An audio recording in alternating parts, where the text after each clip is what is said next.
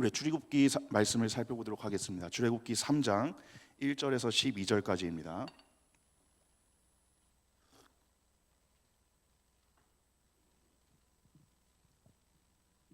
출애굽기 3장 1절에서 12절까지 제가 한 절, 여러분이 한 절 교독하도록 하겠습니다. 출애굽기 3장 1절에서 12절까지 말씀입니다. 제가 읽겠습니다.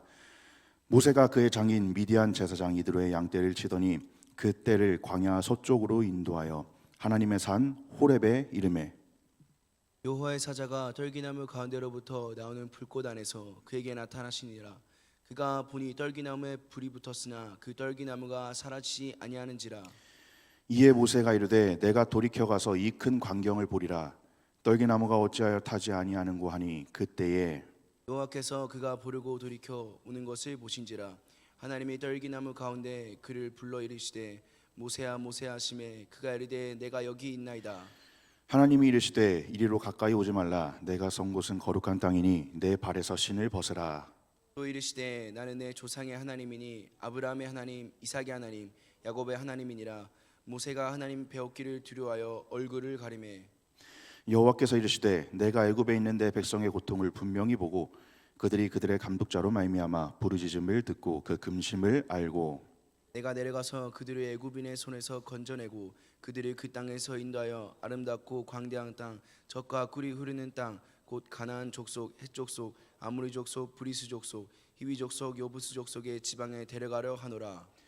이제 가라. 이스라엘 자손의 부르짖음이 내게 달하고 애굽 사람이 그들을 괴롭히는 학대도 내가 보았으니 이제 내가 너를 바로에게 보내어 너에게 내 백성 이스라엘 자손을 애굽에서 인도하여 내게 하리라. 모세가 하나님께 아뢰되 내가 누구이기에 바로에게 가며 이스라엘 자손을 애굽에서 인도하여 내리이까. 하나님이 이르시되 내가 반드시 너와 함께 있으리라. 내가 그 백성을 애굽에서 인도하여 낸 후에 너희가 이 산에서 하나님을 섬기리니 이것이 내가 너를 보낸 증거니라. 아멘. 우리 12절 마지막 절만 함께 한 번 더 합독하겠습니다. 시작. 하나님이 이르시되 내가 반드시 너와 함께 있으리라. 내가 그 백성을 애굽에서 인도하여 낸 후에 너희가 이 산에서 하나님을 섬기리니 이것이 내가 너를 보낸 증거니라. 아멘. 아멘. 구원받은 삶을 이 땅에서 살아가고 있는 우리 모든 믿음의 성도님들의 어려움 중 하나는 바로 자기 확신으로 인한 어려움입니다. 자기 확신. 말씀을 통해서도 그렇고 어떤 영적인 자리를 통해서도 그렇고 하나님께서 우리에게 계속해서 말씀하시고 교훈하시는 것은 우리를 비우고 우리 자신을 향한 확신보다, 즉 다시 말하면 내가 무언가를 할 수 있고 내가 노력해서 잘 이뤄낼 수 있다 하는 나를 향한 확신보다 하나님을 향한 확신을 가지라라고 계속해서 우리에게 말씀해 주시는데, 사실 그게 우리의 인간적인 능력으로 잘 이루어지지 않을 때가 많다라는 사실이죠. 그로 인해서 많은 어려움들을 겪으면서 살아갑니다. 많은 고통, 고난, 그리고 인내의 순간들, 그리고 내 안에 찾아오는 끝없는 공허한 순간들을 마주하게 된다는 사실이죠. 이로 인해 발생하는 큰 문제는 바로 자신의 부족함을 인정하지 않는 것입니다. 내가 내 자신을 너무나 믿고 확신하고 있었고 내 능력을 확신하고 있었는데, 그래서 내가 무언가를 해서 잘 이루어낼 수 있다라고, 원하는 결과를 만들어낼 수 있다라고, 성과를 볼 수 있다라고, 열매를 볼 수 있다라고 자신했는데, 그로 인해서 무언가 내 힘을 가득 쥐고 뭔가를 이루고자 나아갔을 때 내 자신의 부족함을 마주할 때, 근데 그 부족함이 잘 인정되지 않을 때, 그때가 우리의 마음 가운데 가장 어려움을 가져오는 순간인 것 같습니다. 삶의 모든 영역에서 마찬가지인 것 같습니다. 가정에서, 직장에서, 학교에서, 그리고 특히 우리가 속해 있는 이 믿음의 공동체에서 사역을 하면서도 섬기면서 나아가는 모든 순간들 가운데에서도 내가 나의 힘을 가득 쥐고 나아갔을 때, 원하는 성과가 나오지 않았을 때, 근데 그 원하는 성과, 원하지 않는 성과 앞에서 나의 부족함 때문이다, 내가 이렇게 능력이 없구나, 내가 이렇게 부족한 사람이구나를 마주했을 때 내가 너무 나 자신을 확신하고 있다 보니까 그로부터 오는 마음의 어떠한 어려움들이 너무나 크다라는 것이 사실이죠. 신앙의 여러 장소에서, 그리고 여러 시간들 속에서 이런 어려움들을 적지 않게 마주하게 되는 것 같습니다. 오늘 출애굽기 2장에서도 모세의 자기 확신이 드러납니다. 그러니까 모세가 하나님을 향한 확신으로 무언가를 했다가 아니라 2장에 보니까 모세가 자기 자신을 확신하는 어떠한 행동을 취했을 때 나타나는 장면이 소개되고 있죠. 우리 출애굽기 2장 11절에서 12절을 함께 선포하겠습니다. 시작. 모세가 장성한 후에 한 번은 자기 형제들에게 나가서 그들이 고되게 노동하는 것을 보더니 어떤 애굽 사람이 한 히브리 사람 곧 자기 형제를 치는 것을 본지라. 좌를 살펴 사람이 없음을 보고 그 애굽 사람을 쳐 죽여 모래 속에 감추니라. 아멘. 사실 이 갈대 상자에 놓인 모세를 바로의 딸이 발견하고 바로 왕궁으로 모세가 들어간 게 아니라 미리암, 그러니까 모세의 누이죠. 미리암의 도움으로 그의 친어머니가 모세의 유모로 들어가 젖을 뗄 때까지 양육하게 됩니다. 대략 5살까지의 그 나이로 추정을 하고 있는데 이 기간에 단순히 젖을 먹인 기간으로 보지 않고 무엇인가 모세의 유모가 모세에게 양육을 했다는 시기로 보고 있습니다. 그래서 이 기간 동안 모세에게 히브리 역사가 심겨졌을 가능이 크다는 거죠. 다시 말하면 이 기간 동안 모세에게는 왕국에서 받을 그 교육 이전에 이미 그 유모를 통한 양육의 과정을 통해서, 그러니까 친어머니의 영향으로 말미암아 나는 하나님의 백성이다라는 정체성의 씨앗이 그 젖먹이는 그 양육의 시기에 심겨졌을 가능성이 크다라고 봅니다. 그러니까 그의 모든 정체성이 그 시기에 다 완성됐다라고 보지는 않지만 그의 정체성의 씨앗이 그 시기에 심겨졌을 가능성이 크다라고 보고 있습니다. 그리고 그 이후에 애굽의 왕궁에서 모세가 계속해서 자라가면서 왕궁의 교육을 받게 됩니다. 그럼에도 불구하고 모세는 자신의 정체성을 히브리인으로, 그러니까 애굽 왕궁에 속해 있지만 애굽인으로 보지 않고 히브리인으로 자신의 정체성을 확신하게 바라보고 자신의 뿌리가 히브리인인 것을 미리 알고 계속해서 알고 살아왔던 것이죠. 출애굽기 2장 11절에 분명히 드러납니다. 방금 우리가 읽었던 본문인데요. 모세가 장성한 후에 한 번은 자기 형제들에게 나가서, 자기 형제라는 표현을 쓰고 있습니다. 이 출애굽기의 저자가 분명히 하고 있는 거예요. 모세가 어떠한 정체성의 씨앗을 가지고 있었느냐, 그리고 그 정체성의 씨앗을 가지고 자라오고 있었느냐를 자기 형제라는 표현을 통해서 분명히 드러내고 있는 것입니다. 신약에서는 그는 바로의 공주의 아들이라 칭함받기를 거절하였다라고 확실히 말하고 있죠. 자, 특히 사도행전의 증언이 결정적입니다. 우리 사도행전 7장 25절을 함께 살펴봅니다. 함께 읽습니다. 시작. 그는 그의 형제들이 하나님께서 자기의 손을 통하여 구원해 주시는 것을 깨달으리라 생각하였으나 그들이 깨닫지 못하였더라. 지금 이 장면이 스데반 집사님께서 이 모세의 사건을 해석하는 장면인데 뭐라고 하냐? 그는 그의 형제들이 하나님께서 자기의 손을 통하여 구원해 주시는 것을 깨달으리라고 생각하였으나, 자기의 손을 통하여 구원해 주시는 것을 깨달으리라고 생각하였으나 그들이 깨닫지 못하였더라. 다시 말하면 이 모세 안에 이미 하나님께서 자신을 사용하신다는 이 어느 정도의 소명 인식이 자리하고 있었다라는 겁니다. 사실 본문을 살펴보면서 묵상하면서 저는 이것을 소명 인식이라고 바라보지 않고 사명으로 해석을 했습니다. 그러니까 자기가 하나님의 일을 할 수 있다는, 그리고 다시 말하면 하나님께서 모세를 통해서 무엇인가 일을 하시겠다라는 마음은 있었지만 그것이 모세의 100%의 소명, 부르심이라기보다는 어느 정도 자신을 통해서 일하실 거라는, 내가 이 일을 행하여야 한다는 사명감이 그의 마음속에 있었다는 사실입니다. 이렇게 모세가 자신의 친모의 양육을 지나 왕궁에서 성장을 했습니다. 그리고 성경이 어느 정도 모세가 자신의 정체성의 씨앗을 가지고 있다고 증언하고 있죠. 즉 방향은 맞았어요. 하나님을 향한 방향을 맞았으나 오늘 우리가 한번 고민하고 바라보고자 하는 것은 모세가 가지고 있었던, 그럼에도 가지고 있었던 자기 확신이라는 것입니다. 하나님을 향한 방향은 맞았습니다. 그런데 자기 확신으로 인한 방식의 문제가 있었죠. 출애굽기 2장 11절에서 12절 제가 한 번 더 읽어보겠습니다. 모세가 장성한 후에 한 번은 자기 형제들에게 나가서 그들이 고되게 노동하는 것을 보더니 어떤 애굽 사람이 한 히브리 사람 곧 자기 형제를 치는 것을 본지라 좌우를 살펴 사람이 없음을 보고 그 애굽 사람을 쳐 죽여 모래 속에 감추니라. 우리가 흔히 잘 알고 있는 이 본문의 배경입니다. 이야기입니다.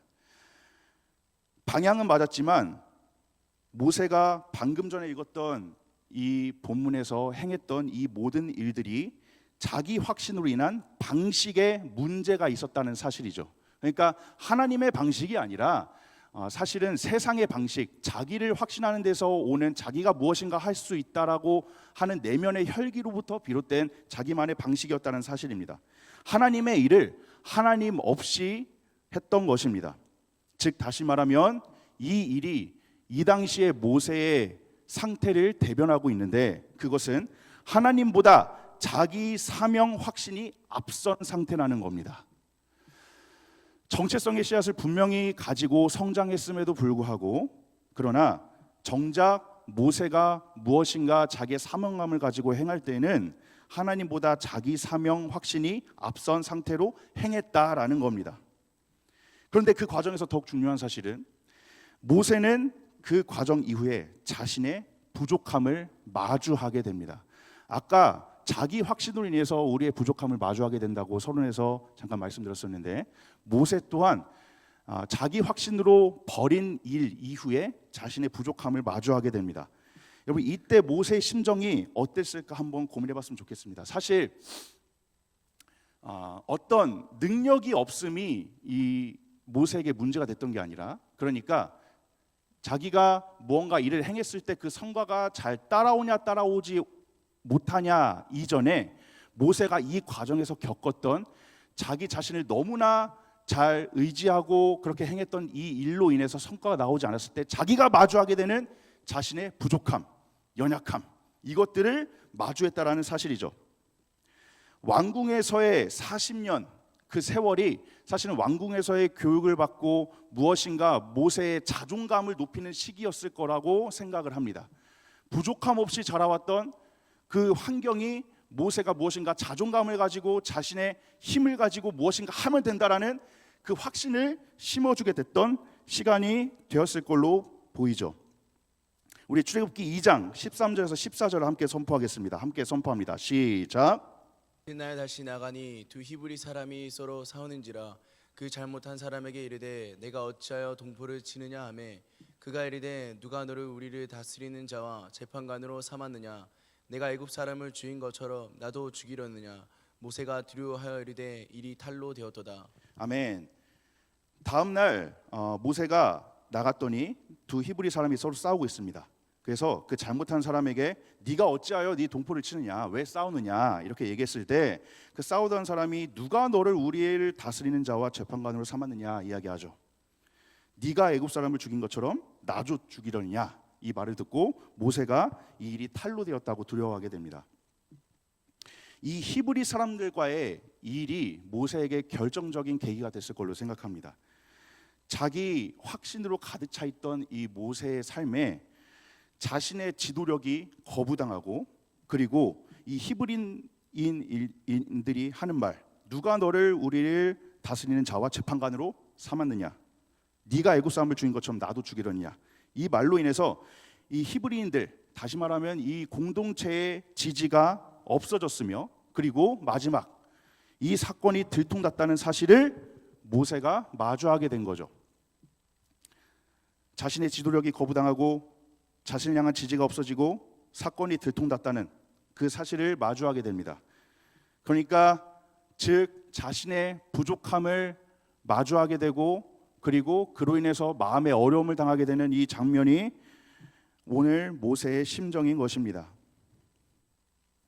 단순히 능력 없는 것이 문제가 됐던 게 아니라 왕궁에서의 교육 그리고 어느 정도 정체성의 씨앗 마음속에 있던 정체성의 씨앗으로 인해서 자기가 무엇인가를 할 수 있다라는 그 열정 그리고 자기가 품고 있었던 사명 그리고 그로 인한 리더십이 있었지만 결국 모세에게 결정적으로 문제가 되었던 것은 나는 준비되어 있다라는 자기 확신이 문제였다는 사실입니다.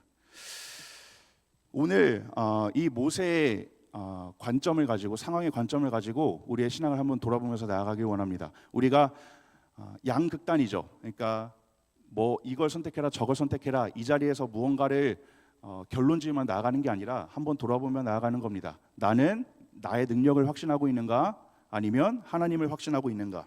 그 양극단에서 우리가 한번 고민해보며 나아가는 겁니다. 하나님은 사람을 쓰시기 전에 각 사람에게 필요한 방식으로 훈련시키시며 준비시키십니다. 우리가 잘 알다시피 이 일로 인해서 모세가 미디안 광야 생활을 시작하게 되죠. 미디안으로 도피해서 40년의 광야 생활을 시작하게 됩니다. 그리고 약 80세쯤이 됐을 때 호렙산에서 떨기나무 가운데 임하실 하나님을 만납니다. 그 장면이 오늘 우리가 읽은 출애굽기 3장의 말씀인데요. 오늘 본문을 한번 살펴보기 원합니다. 모세가 양떼를 치면서 하나님의 산 호렙에 도착했습니다. 이 평생 해보지도 않은 일이에요. 그렇게 왕궁에서 도피해서 미디안에서 양떼를 치는 일은 모세가 접해보지 않았던, 평생 해보지 않았던 일이었습니다. 그렇게 호렙산으로 모세가 인도되어지는데 그를 인도하신 것은 바로 하나님이라는 사실입니다. 하나님의 섭리가 있었고 하나님께서 자신의 섭리에 따라 모세를 호렙산으로 인도하셨다는 사실이죠. 오늘 우리가 나누고자 하는 내용과 그리고 요즘 우리가 함께 살펴보고 있는 하나님과의 1대1 만남, 하나님을 대면하는 것, 하나님과의 관계를 통한 것도 다 마찬가지의 개념인 것 같습니다. 야곱이 자신의 형 에서를 피해서 도망하다가 돌베개를 베고 잤던 그 장소가 하나님의 집 베델로 불려지고, 그리고 모세가 도피해서 양떼를 치다가 하나님의 산 호렙에 이른 것처럼, 사실 여러분 호렙이라는 뜻이 쓸모없는 땅입니다. 쓸모없는 땅. 원래 의미가 쓸모없는 땅이라고 합니다. 이 쓸모없는 땅으로 모세를 인도하신 하나님, 그리고 야곱이 돌베개를 베고 잤던 그 장소가 베델, 하나님의 집이라고 일컬어지게 된 것처럼, 그 아무 의미 없어 보이고 쓸모없어 보이는 그 장소에 오늘 우리가 주목해야 될 사실은 하나님께서 바로 우리를 먼저 찾아오셨다는 사실입니다. 요즘 우리가 바라보고 있는 이 하나님과의 1대1, 하나님을 대면하는 것, 하나님을 마주하는 것, 하나님을 만나는 것, 이 모든 것을 우리가 놓고 볼 때 기억해야 할 사실은 우리가 먼저 하나님을 찾아가서 만난 것이 아니라 하나님께서 우리를 먼저 찾아오셨다는 사실입니다. 돌베개를 베고 잤던 그 장소에, 그리고 호렙산에 하나님께서 먼저 이들을 찾아오셨다는 사실이죠. 우리 출애굽기 3장 2절을 한번 선포하겠습니다. 함께 선포합니다. 시작. 여호와의 사자가 떨기나무 가운데로부터 나오는 불꽃 안에서 그에게 나타나시니라. 그가 보니 떨기나무에 불이 붙었으나 그 떨기나무가 사라지지 아니하는지라. 아멘. 아멘. 광야에서는 아주 흔했습니다. 흔하고 약했던 이 떨기나무, 모세 입장에서는 양떼를 치며 어쩌면 자주 보았던 그 떨기나무일 수도 있어요. 그런데 그 떨기나무, 자주 보았던, 어쩌면 모세 입장에서는 주목할 대상이 아니었던 그 떨기나무 가운데 하나님께서 임재하셨습니다. 그런데 모세가 놀랐던 거는 이 떨기나무가 타는 광경이 놀라운 것이 아니었어요. 떨기나무는 잘 타는 나무였습니다. 약했어요. 불에 타면 다 없어질 게 당연한 나무였습니다. 그런데 모세가 놀랐던 거는 떨기나무가 타는 그것이 아니라 바로 타는데도 사라지지 않는 떨기나무였습니다. 떨기나무가 타고 있는데 사라지지 않았죠. 하나님의 불이 떨기나무 가운데 임했습니다. 하나님의 임재가 임했습니다. 이 하나님의 불은 하나님의 임재, 거룩함을 상징합니다. 어쩌면 여러분 오늘 이 불이 모세가 가지고 있던 이 불과 같은 열정과 대비되는 것 같습니다. 모세는 이미 한 번의 실패를 경험했습니다. 자기가 마음속에 가지고 있던 그 불, 열정, 혈기라고 표현할 수 있을 것 같아요. 그 혈기를 인해서 한 번의 실패를 경험했지만 오늘 그 실패로 인해서 미디안의 40년의 과정을 겪고 하나님을 마주했을 때, 하나님의 임재를 경험했을 때, 하나님의 임재를 마주했을 때 모세가 마주한 불은 자신이 가지고 있던 그 불과는 전혀 전방대의 불이었죠. 모세는 자신의 혈기로 인해서, 열정으로 인해서 자신이 모두 소진되었습니다. 다 타버렸어요. 재와 같이 자기의 가지고 있던 그 확신, 모든 자존감들이 다 무너져 내렸습니다. 그런데 오늘 하나님의 불을 마주한 순간 모세는 다시 살아나게 됩니다. 즉 하나님의 불은 하나님의 임재, 거룩함을 상징하는 사람을 태우지 않는 불입니다. 다시 말하면 첫 번째, 하나님의 불은 사람을 살리는 불입니다. 하나님을 향한 확신으로 계속해서 타오르게 됩니다. 자기 확신을 가지고 있던 모세가 이 하나님의 불을 마주했을 때 하나님을 향한 확신을 품게 되고 그 확신으로 영원히 꺼지지 않는 불타오름을 경험하게 되는 거죠. 물론 이 이후에 모세의 리더십의 과정에서도 모세가 수많은 실패들을 경험하지만, 그러나 이 불을 마주한 모세는 이 이후의 실패 현장에서는 하나님을 의지하게 됩니다. 이 미디안 광야 40년의 세월 이전에 실패했던 그 실패 경험하는 차원이 다르죠. 실패해서 무너지느냐, 실패한 다음에 하나님을 의지하느냐로 변화되는 것입니다. 두 번째, 연약한 존재도 하나님 안에서 사용되어진다라는 사실입니다. 이 불은 떨기나무 같은 주목할 대상이 아니었던, 불타면 바로 없어져 버릴, 사라져 버릴 이 연약한 떨기나무와 같은 우리도 떨기나무가 불탔을 때 사라지지 않는 것처럼 하나님 안에서 사용되어진다라는 사실입니다. 이 하나님의 불을 마주한 모세가 불을 향해 나아갑니다. 나아가자 하나님께서 모세를 떨기나무 가운데서 부르시고 그 자리에서 신을 벗으라고 말씀하시죠. 우리 출애굽기 3장 4에서 5절 말씀 두 절 함께 살펴봅니다. 시작. 여호와께서 그가 보려고 돌이켜 오는 것을 보신지라 하나님이 떨기나무 가운데서 그를 불러 이르시되 모세야 모세야 하시매 그가 이르되 내가 여기 있나이다. 하나님이 이르시되 이리로 가까이 오지 말라. 내가 선 것은 거룩한 땅이니 내 발에서 신을 벗으라. 아멘. 이 당시 고대 근동 문화에서 신을 벗는다는 것은 존경, 복종, 그리고 경외의 의미를 가지고 있었죠. 즉 모세가 하나님 앞에 신을 벗는다는 것, 하나님을 향한 존경, 복종, 경외의 표현입니다. 무언가 자신이 사명을 행하기 이전에 자신이 가지고 있었던 그 뜨거운 열정으로 확신으로 사명을 행하기 이전에 지금 하나님께서 어떤 작업을 하고 계시냐, 하나님을 향한 존경, 복종, 경외를 회복시키시는 장면입니다. 이 하나님의 불을 마주한 모세는 사명 앞에 자신을 내려놓지 않을 수 없었습니다. 이 위대하신 하나님, 경외받아 합당하신 하나님, 존경받아 합당하신 하나님, 너무나도 높으신 하나님, 크신 하나님, 그 하나님의 불을 마주하자 자신의 사명 앞에 자신을 내려놓게 되는 모세입니다. 사명 이전에 하나님의 임재를 먼저 경험하고 그 하나님 앞에서 자신의 모든 것을 내려놓게 되는 거죠.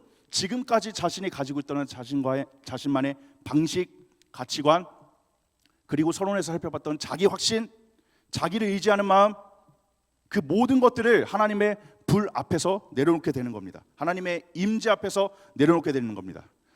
우리가 아직도 나를 맹신하고 있다면, 나의 능력을 믿고 있다면 여러분 방법은 하나밖에 없습니다. 하나님의 임재를 경험하는 겁니다.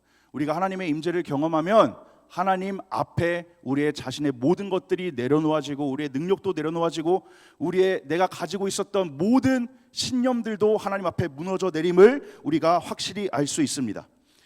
출애굽기 3장 9절에서 12절 말씀 함께 선포합니다. 시작. 이제 가라. 이스라엘 자손의 부르짖음이 내게 달하고 애굽 사람이 그들을 괴롭히는 학대도 내가 보았으니 이제 내가 너를 바로에게 보내어 너에게 내 백성 이스라엘 자손을 애굽에서 인도하여 내게 하리라. 모세가 하나님께 아뢰되 내가 누구이기에 바로에게 가며 이스라엘 자손을 애굽에서 인도하여 내리이까. 하나님이 이르시되 내가 반드시 너와 함께 있으리라. 내가 그 백성을 애굽에서 인도하여 낸 후에 너희가 이 산에서 하나님을 섬기리니 이것이 내가 너를 보낸 증거니라. 아멘. 하나님께서 모세에게 사명을 다시 한번 불어넣어 주십니다. 확인시켜 주십니다. 이제 가라.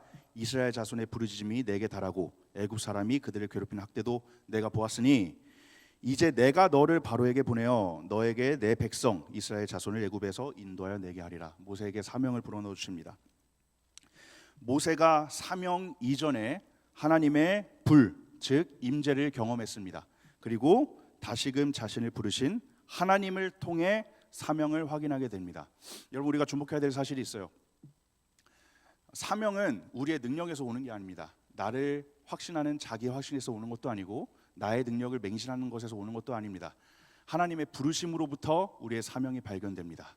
그래서 소명, 즉 부르심의 자리에서 사명이 발견되는 것이지, 내가 부르심에 대한 확신 없이 내 뜻대로 살아가다가 내가 무언가를 해야지 하는 그 나의 욕심으로부터, 신념으로부터 나의 사명이 발견되는 게 아니라는 사실입니다. 내가 어디로 가야 할지, 무엇을 행해야 할지는 하나님께서 그 부르신 자리에서, 다시 말하면 떨기나무 앞 하나님의 임재 앞에서, 하나님의 임재로 말미암아 나의 부르심이 확인이 될 때 나에게 사명을 주신다라는 사실이죠.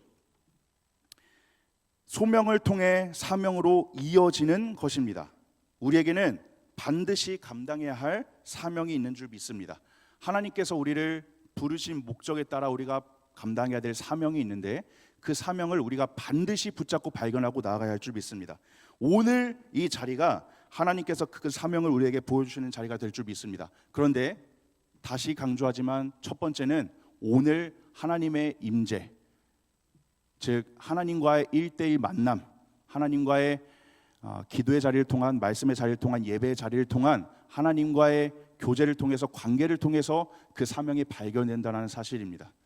그 자리를 통해서 하나님께서 부르신 자리에서의 발견되는 사명이 아닌 것은 내가 확신을 가지고 나아가게 되는, 나의 의지로 이끌어가는 무언가 행동을 취하게 되는 자리가 될 수밖에 없다는 겁니다. 그런데 부르신 자리에서 주시는 사명은 하나님을 향한 확신으로 나아가게 되는 자리인 줄 믿습니다.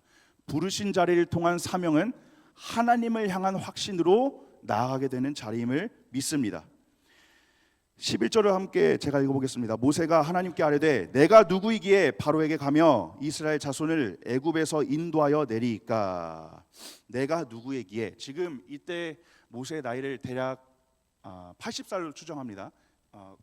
궁궐에서의 40년 그리고 미디안에서의 40년을 지나고 대략 80세로 추정합니다. 그런데 이때 모세가 외형적으로 볼 때 가장 강하고 열정적일 때가 아니었죠. 사실 모세가 외형적으로 볼 때 가장 강하고 열정적이었을 때는 궁궐 아니었어요.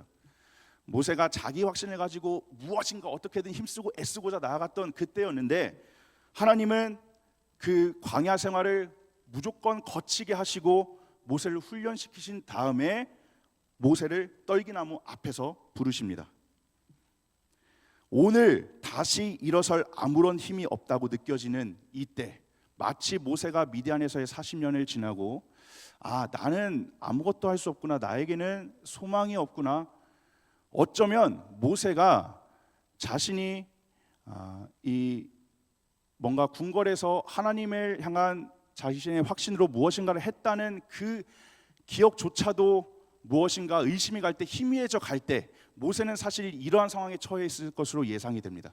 모세가 자기가 무엇인가 자기 안에 소망이 없다고 느껴질 때, 가장 연약했던 그때, 자기의 힘으로 다시 일어날 수 없는 그때에 하나님께서 이 모세를 떨기나무 앞에서 부르셨다는 사실입니다.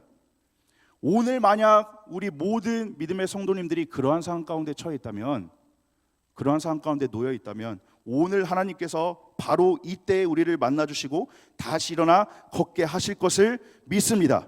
하나님의 임재를 경험하면 할 수 있다는 열망이 생겨나는 것이 아니라 나는 무능한 존재라는 겸손함을 마주하게 됩니다. 다시요. 하나님의 임재를 경험하면 우리는 상식적으로 그렇게 생각합니다. 무의식적으로 내가 하나님의 임재를 경험하고 내가 오늘 성령의 불을 받고 뜨거워지면 내가 무엇인가 막 일을 이룰 수 있고 내 힘으로 할 수 있다라는 열망이 생겨나게 되는데, 사실은 진짜 하나님의 임재를 마주하면, 진짜 하나님의 임재를 경험하면, 하나님의 불을 경험하면 나는 무능한 사람이구나, 나는 아무것도 할 수 없구나 라는 무능한 존재라는 겸손함이 우리 안에 생겨난다라는 사실입니다. 왜냐? 하나님의 불을 통해서 너무도 크신 하나님을 경험했기 때문에, 나의 존재와는 비교도 안 되는 너무도 크신 위대하신 하나님을 경험했기 때문에, 그 위대하신 크신 하나님 앞에 나는 연약한 존재라는 겸손함, 그것이 생겨날 수밖에 없다라는 사실이죠.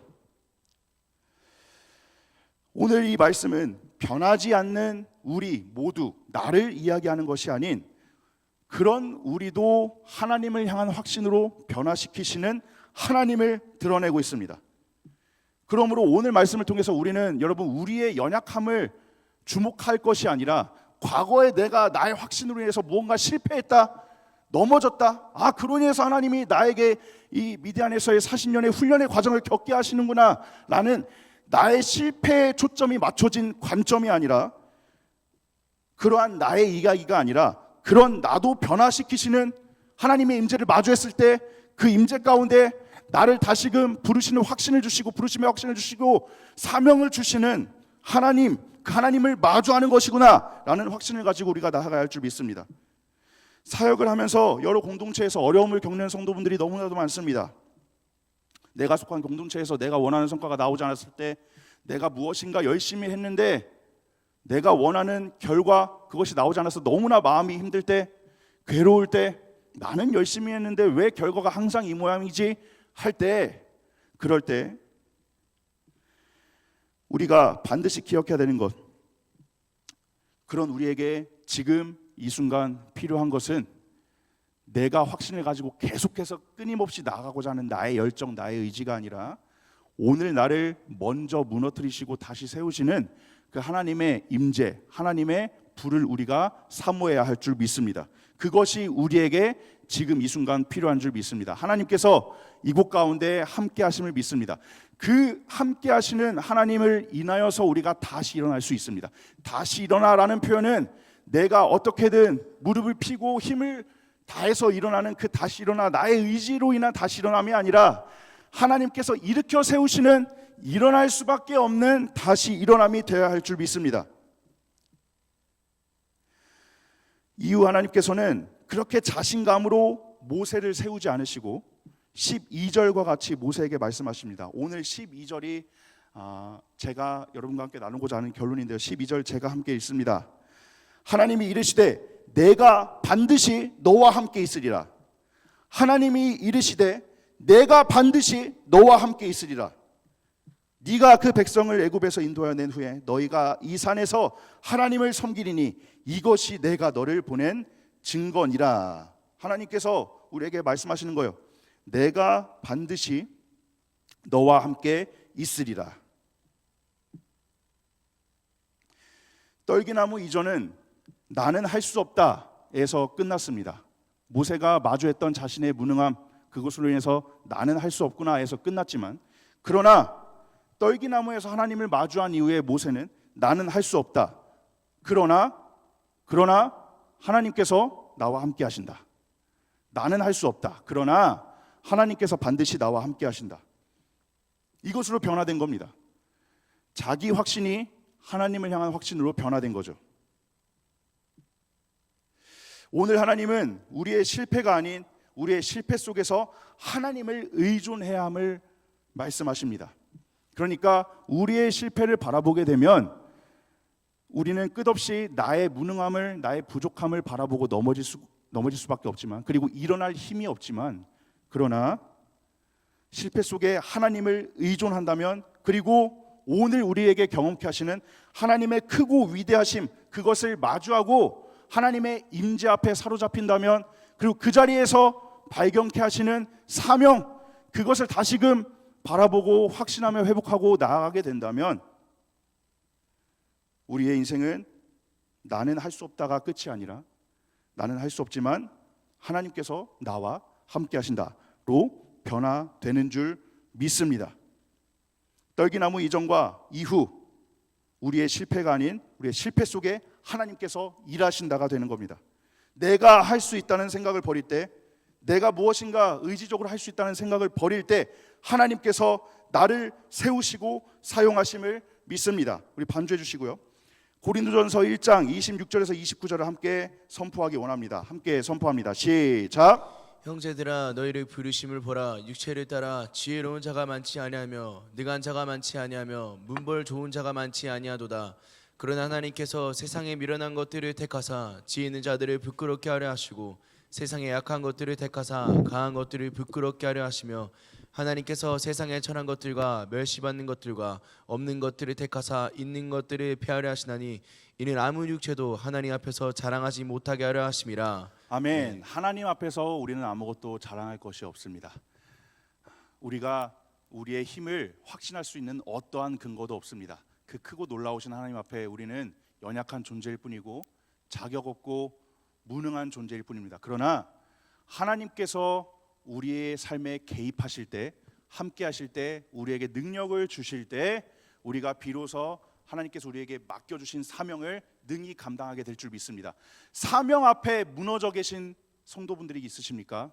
그리고 내가 어떻게 무엇을 행하며 나아가야 할지 아직 발견하지 못한 성도분들이 계십니까? 여러분, 그렇다면 오늘 이 시간 하나님을 마주하고 하나님의 임재를 경험하고 하나님의 불 앞에 다시금 세워지는 시간이 될 것을 간절히 소망합니다.